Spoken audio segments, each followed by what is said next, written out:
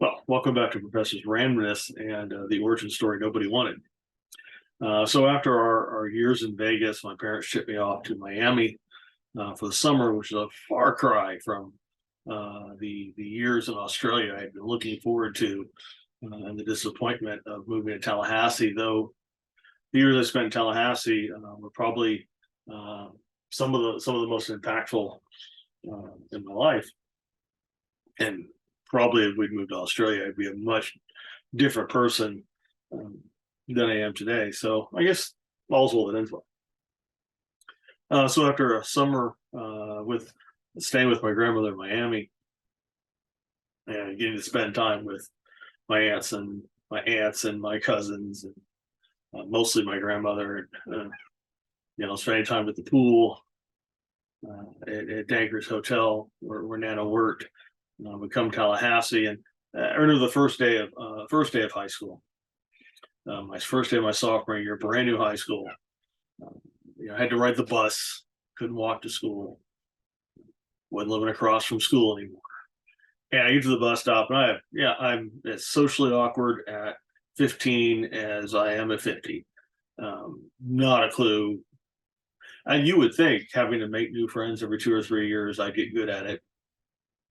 So, I get to the bus stop, first other student kid that comes to the bus stop. I'm like, oh, I got icebreaker. I said, hey, you anyone around here that plays Dungeons and Dragons? Super cool I am. So the kid I said that to was Justin Sploot, who's probably ended up being one of the popular kids at our high school, Leon High School in Tallahassee, Florida. And he was not impressed with the older kid asking about Dungeons and Dragons. To which he probably said, "I think my brother Jason does that." Oh, all right. So his brother Jason shows up a few minutes later and says, "Hey, your brother says you play Dungeons and Dragons." Oh, yeah, yeah. And Jason and I became lifelong friends at that point. We even occasionally play D&D. I think the important things I remember from high school. I remember my high school science teacher, Jim Stevenson, just an unusual rebel of a high school science teacher. This was the guy that who's the guy that kept a touch tank in the classroom. And so we would go on these weekend trips to the beach. When you paid, your parents paid X amount of dollars, you went on this weekend trip, and you got to bump up in a grade. So I went every opportunity there was. But Mr. Stevenson's classes were just amazing. I almost majored in zoology or biology or something like that because of him. I certainly was one of the things that I thought about doing for a living. He also kept an 8-foot anaconda in the classroom that he had smuggled back from South America on one of his trips, a trip that I almost went on. That he was going to take a student or two with him. And I had to ask my parents if I could go because I thought going to South America with Mr. Stevenson would be the most awesome thing ever. And it probably would have been. My parents didn't want to say no to the awesome academic opportunity to learn, so they bribed me with a car. And as a 16-year-old, I took the car. I wish I had taken the car. I wish I'd gone to South America with Mr. Stevenson. But he came back with an 8-foot anaconda that he had smuggled back into the country, and he kept it in the classroom until the school board found out about it. But Mr. Stevenson in trouble. The school board was not exactly an unusual circumstance, as um, he was the guy that used to wear blue jeans in the classroom. My first year at Leon, and then the school board, thought, well, wearing blue jeans is just inappropriate, doesn't set the right message. It's not scholarly, blah blah blah. I don't know what excuse they gave him. They just told him he couldn't wear blue jeans in the classroom anymore, and so he started wearing green jeans. School board gave up at that point. Um, we used to have pool parties at his house. I mean, no one got in the pool after the school board made him take the snake out of the classroom because he kept it in the pool in his backyard. At least that was the rumors. I never went to the pool parties, so I don't know why I just never went to the pool. I'm not a party person. Um, what else super important about high school in those years? I met the first love of my life in high school. In fact, my senior year, met Katrina. Short, cute, loved her to death. Um, I think there's the two other really impactful things happened to me in high school.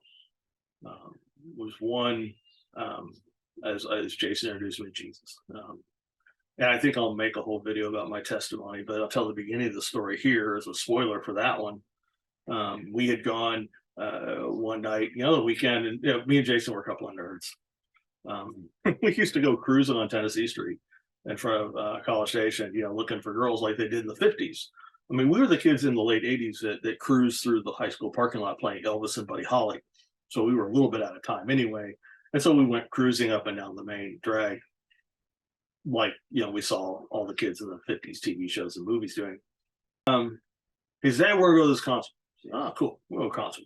It sounds like a good place to meet girls. Let's go to the concert. You didn't tell me any other details. Just, we're going to go to a rock concert. Fine. I think the group was called They Might Be Giants. It's been a long time. I'm not sure I remember correctly, but we pull up in front of this church. I'm like, the concert's here? He's like, yeah, sure. Come on. Went to the concert, listened to the music, did the go up front thing. Like you do, you get caught up in the emotion and you go up front and you say the words because they have the the pre-written out prayer. And if you say the pre-written out prayer, suddenly you're a Christian. But I did all that. And I don't know, because we drove my mom's car. And I just remember, I don't know, I'm gonna be honest, and I don't know that moment horribly changed my life any. I don't know that I changed as a person at all. When I told Jesus, hey, I'm gonna be yours from now on. I do remember just this incredible, insane shaking that something had changed. I don't know what it was. I was so distracted that as we went to pull out onto 318 to go home, my brain vaguely heard Jason say, orders for race. And then he changed the gearbox on the car. Fortunately, there was no one behind us because I had noticed. I was so caught up in the whole giving my life to Jesus thing that I did not notice that he had put the car in reverse and did not recognize, that goofy tone in his voice when he said, orders for race. So yeah, fortunately, there was no one behind us. My mother would have killed me. Speaking of my mom's car, fantastic story when I was learning to drive. This is a wonderful chronological order, this particular piece of the origin story is. But first time I went to drive a car, coming home from getting my learner's permit, we were in my dad's Bronco, which Bronco 2. And we put gas in the car at the gas station. It was like a mile from the house. And he comes back out, and I'm sitting in the passenger seat. He says, you're in the wrong seat. Oh, cool. I get to drive dad's car. Got in the car, pulled out into the highway, pulled on Thomasville Road, not a problem. Acted like I'd been there before. And so Dad didn't actually explain anything to me. And I didn't actually know how brakes worked. So I got the car up to the speed limit, 50. And my dad's like, here comes your turn. You should slow down. I didn't know, never used the brakes on car before. So then I got close and I hit the brakes and spun that Bronco 3 times. Ended up on the side of the road, facing the road after having done a couple of 360s. And my father, bless his heart, just looks at me and says, don't do that again. Now pull us out. And then, and rather than, because I know probably a lot of fathers would have went, get the hell out of the car, my dad just had me calmly pull out and drive us the rest of the way home after having spun his car. I will say that the rest of my lessons were in Mom's car, which leads to the other funny story is one day we're out practicing driving. I've gotten much better at it by that point. But we're driving again up Thomasville Road near where the house is. And this chicken starts running across the road. My dad, remembering me pulling a 360 in his Bronco, says, just hit it. Just hit the chicken. So I did. I didn't hit the brakes. He was afraid I was going to spin my mom's car and my mom would have killed us both. So I just hit the chicken. and you see this little chicken, little legs over his head, flipping over the highway. And it's one of those times where I learned that my father has a bit of a mean streak when it comes to a sense of humor. As we got home, he made me, I go wash my mom's car because it's got chicken blood on the hood. By the way, chicken blood is really hard to get out of car paint.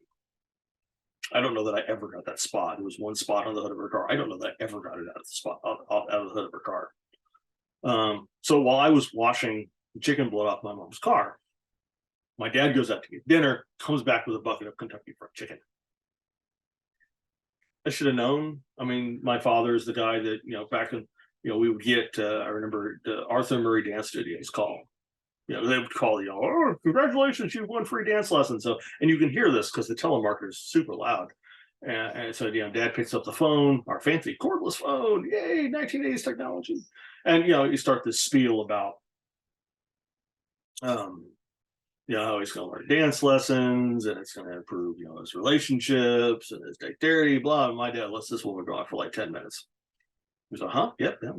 And then the woman gets all the way to the end of her spiel. And he says, man, that sounds really great, but I lost both my legs in the Vietnam War. And you can hear from the other side of the room, oh my God, I'm so sorry. I don't. A little mean. I mean, my dad used to tell people because if you're a Florida resident and in the military living out of state, you can renew your driver's license by mail and they just don't put a picture. And so when you go to the store and they ask for ID, you hand them both your Florida driver's license and your military identification. So my dad for years had a picture on his driver's license.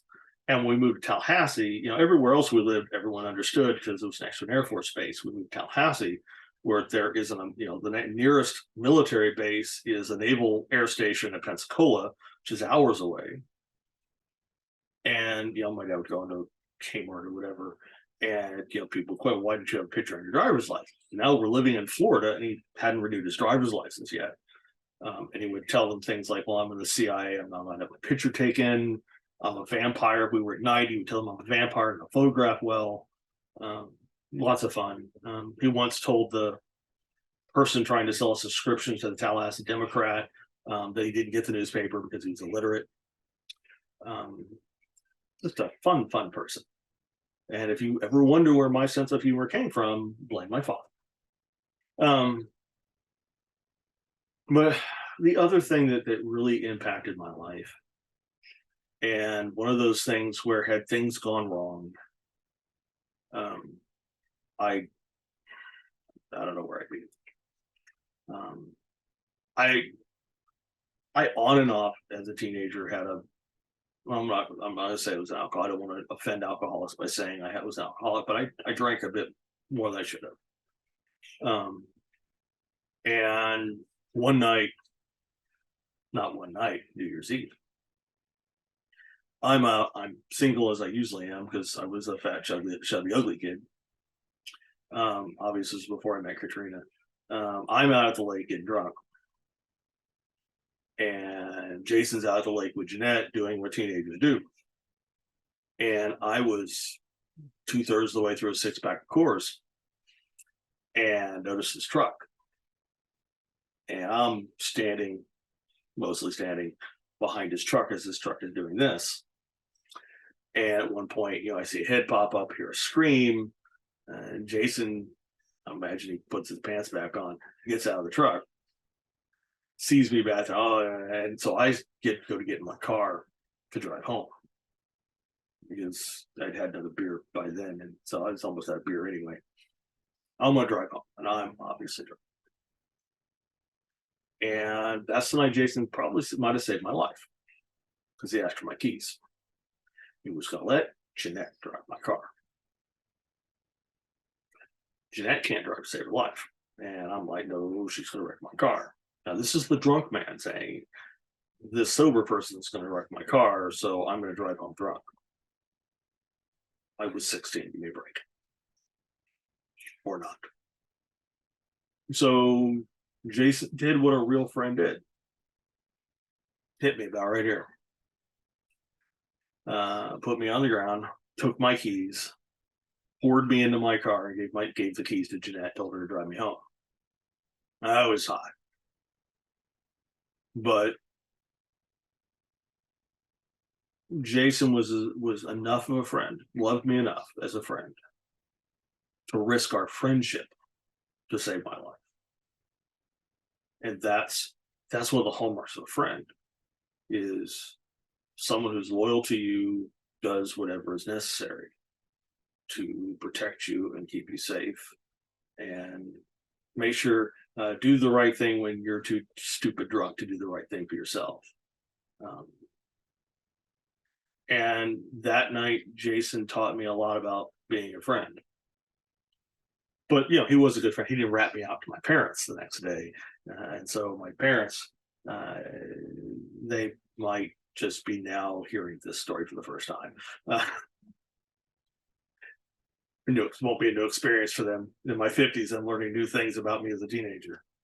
Um, but as impactful as that was, 4 days later, now it's the first day back at school after the winter break, and I've got most of a case of Coors in the trunk of the car, but I'm not drinking. Um, I decided that, with some help, decided that maybe I'd been drinking too much and I needed to quit. So stone cold sober, because um, for a lot of that time, the first part of that school year, I usually had a beer or a wine cooler or something in the cup holder in my car, driving me and all my friends to school, drinking in the morning. Um, at least 2-3 days a week, I had something to drink on the way to school. But now I don't, because I got all the beers in the trunk. Now my parents know. I think they know there was beer in the trunk that day. And I remember getting a phone call when I got up in the mornings and getting ready to leave, from my friend Mikayla. And Mickey, something was Mickey's car, and so she needed a ride home, or she needed a ride to school. She was a senior. I was a junior, sophomore, something like that. Then it was a junior. Mickey was a year ahead of me anyway. She had been DM some of our DM groups with her friends, and she needed a ride. So I remember saying, agreeing to give her a ride to school. I remember pulling out of the driveway, and then I remember waking up in the hospital, to seeing our pastor and my parents in the emergency room. What I found out later was that I had been doing 70-75 on a backwoods road and missed a turn and hit an oak tree doing about 70 miles an hour, according to, I think it was the Leon County Sheriff's Department, I think we were living outside Simmons. It was probably the Leon County Sheriff's Department officer that investigated the accident. The engine block of the car, the 78 Monte Carlo, the pool car, the tree forced the engine block of the car into the front seat. And as far as we know, Mickey died instantly. The seatbelt in the back seat, Jeanette had been wearing the seatbelt. The seatbelt, she'd been wearing it wrong. It had compacted her spleen up against her spine. She was in the hospital for months. Broke Jason's jaw on one of his fingers. As usually happens with idiots, hurt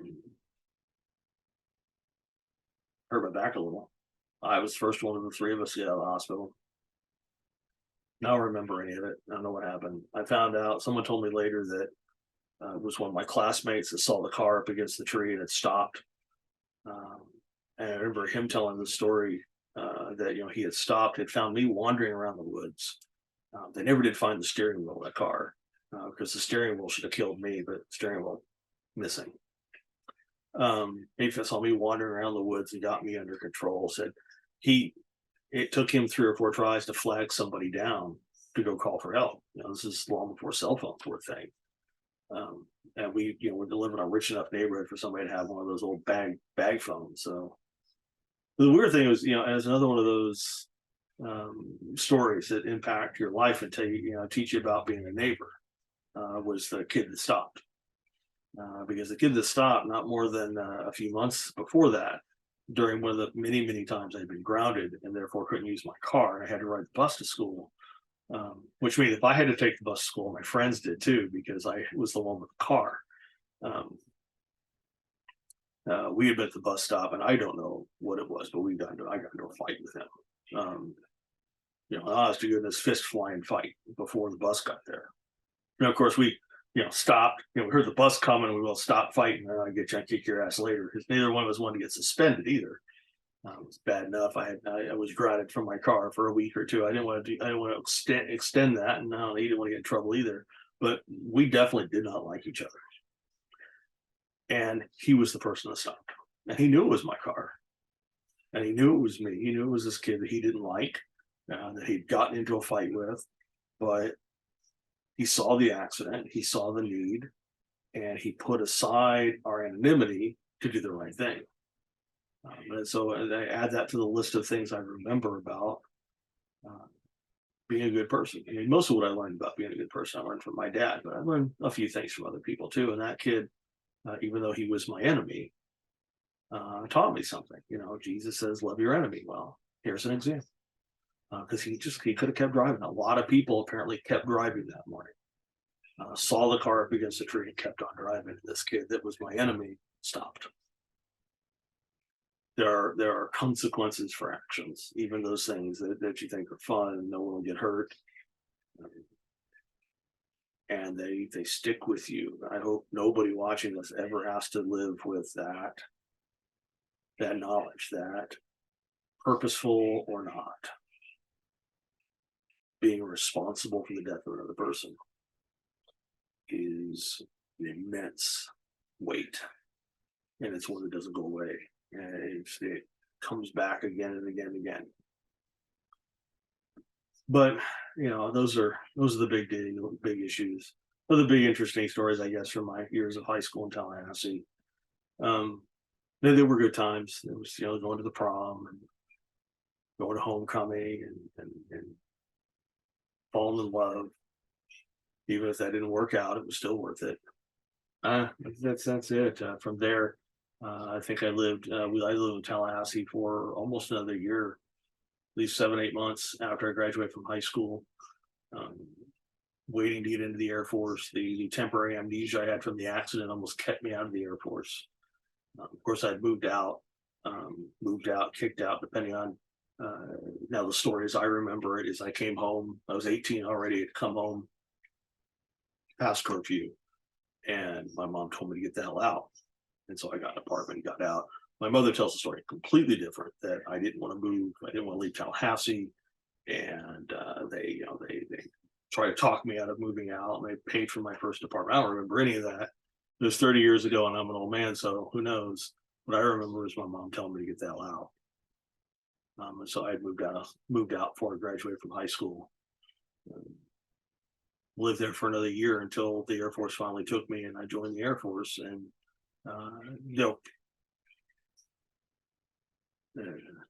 the next time I continued the story, we'll pick up with me joining the Air Force. But until then, ciao for now.